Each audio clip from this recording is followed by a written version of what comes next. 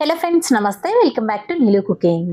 ಇವತ್ತಿನ ವಿಡಿಯೋದಲ್ಲಿ ನಾನು ನಿಮಗೆ ತುಂಬಾನೇ ರುಚಿಯಾಗಿರುವಂತಹ ಈ ಬೆಣ್ಣೆ ಮುರುಕನ್ನ ಮನೆಯಲ್ಲೇ ತುಂಬಾನೇ ಸುಲಭವಾಗಿ ಹೇಗೆ ಮಾಡ್ಕೊಳ್ಳೋದು ಅಂತ ತೋರಿಸ್ತಾ ಇದ್ದೀನಿ.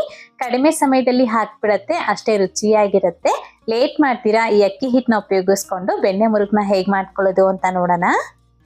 ಮೊದಲನೇದಾಗಿ ಈ ರೀತಿ ಒಂದು ಮಿಕ್ಸರ್ ಜಾರ್ ತಗೊಂಡದಕ್ಕೆ ಅರ್ಧ ಕಪ್ನಷ್ಟು ಕಡಲೆಪಪ್ಪನ ಹಾಕೊಂಡು ಫೈನ್ ಆಗಿ ಪೌಡರ್ ಮಾಡ್ಕೊಳ್ಬೇಕು.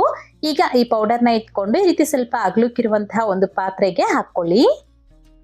ಮತ್ತೆ ಈಗ ಅದೇ ಕಪ್ ಅಳತೆಯಲ್ಲಿ 2 ಕಪ್ ತುಂಬಾ ನಾವು ಅಕ್ಕಿ ಹಿಟ್ಟನ್ನ ಹಾಕೊಳ್ಬೇಕು.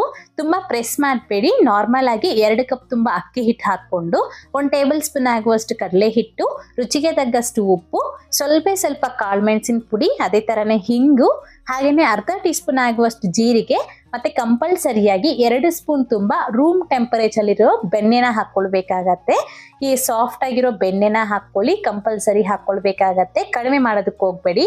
ಅಕಸ್ಮಾತ್ ನಿಮ್ಗೆ ಸ್ವಲ್ಪ ಗರಿಗರಿಯಾಗಿ ಕ್ರಿಸ್ಪಿಯಾಗಿ ಬೇಕು ಅನ್ನೋದಾದ್ರೆ ಈ ಬೆಣ್ಣೆನ ಕಡಿಮೆ ಮಾಡ್ಕೊಳ್ಳಿ. ಅದೇ ನಿಮ್ಗೆ ಸ್ವಲ್ಪ ಸಾಫ್ಟ್ ಆಗಿರುತ್ತಲ್ವಾ ಬೆಣ್ಣೆ ಮುರುಕು, ಆ ತರ ಬೇಕು ಅಂತಂದ್ರೆ ಬೆಣ್ಣೆನ ಜಾಸ್ತಿ ಹಾಕೊಳ್ಬೇಕು.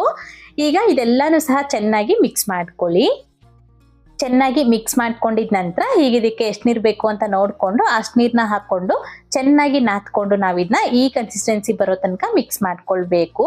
ಈ ರೀತಿ ನಮಗೆ ಸಾಫ್ಟ್ ಆಗಿರಬೇಕು. ಹಿಟ್ಟು ಕಲಸಾದ ನಂತರ ಈ ರೀತಿ ಸ್ವಲ್ಪ ಹಿಟ್ಟನ್ನ ತಗೊಂಡು ಸಿಲಿಂಡ್ರಿಕಲ್ ಶೇಪ್ಗೆ ಮಾಡಿಕೊಂಡು ಎತ್ತಿಟ್ಕೊಳ್ಳಿ. ಈಗ ಒಂದೊಂದಾಗಿ ಈ ಉಂಡೆನ ತಗೊಂಡು ನಾವು ಈ ರೀತಿ ಚಕ್ಲಿ ಮೌಲ್ಡ್ಗೆ ಹಾಕೊಂಡು ಇದನ್ನ ನಾವು ಫಿಲ್ ಮಾಡ್ಕೊಳ್ಬೇಕು.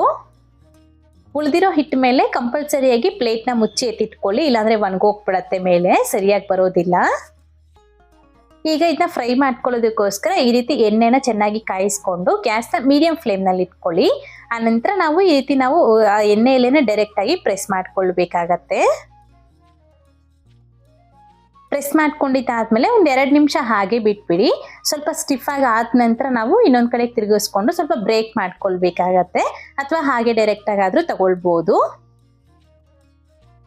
ಮೀಡಿಯಂ ಫ್ಲೇಮ್ನಲ್ಲಿ ಚೆನ್ನಾಗಿ ಫ್ರೈ ಆಗೋ ತನಕ ನಾವಿದನ್ನ ಫ್ರೈ ಮಾಡ್ಕೊಂಡು ಇಟ್ಕೊಳ್ಳೋದಷ್ಟೇನೆ.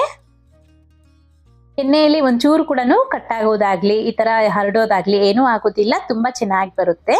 ಈ ರೀತಿ ಚೆನ್ನಾಗಿ ಗರಿ ಆಗೋ ತನಕ ಫ್ರೈ ಮಾಡ್ಕೊಂಡು ಎತ್ಕೋಬೇಕು ಅಷ್ಟೇನೆ. ಇದೇ ರೀತಿ ನಾವು ಎಲ್ಲ ಹಿಟ್ಟು ಖಾಲಿಯಾಗೋ ತನಕ ಮಾಡ್ಕೊಳ್ಬೇಕು. ಈ ರೀತಿ ಮಾಡ್ಕೊಂಡಿದ ನಂತರ ಇದನ್ನ ಒಂದು 8 ಬಾಕ್ಸ್ಗೆ ಹಾಕಿ ಇಟ್ಕೊಂಡ್ರೆ 10 ರಿಂದ 15 ದಿವಸ ನಮ್ಗಿದು ಕೆಡೋದಿಲ್ಲ, ತುಂಬಾ ಫ್ರೆಶ್ ಆಗಿ ಇರುತ್ತೆ. ಅಷ್ಟೇ, ನೋಡಿದ್ರಲ್ವಾ ಎಷ್ಟು ಸುಲಭವಾಗಿ ನಾವೇ ಮನೆಯಲ್ಲಿ ಈ ಬೆಣ್ಣೆ ಮುರುಕನ್ನ ಮಾಡ್ಕೊಳ್ಬಹುದು ಅಂತ. ನೀವು ಇನ್ನೂ ಇದಕ್ಕೆ ಬೇಕು ಅಂತಂದ್ರೆ ಅಜ್ವೈನ್ ಕೂಡ ಹಾಕೊಳ್ಬಹುದು, ಓಂಕಾಳು.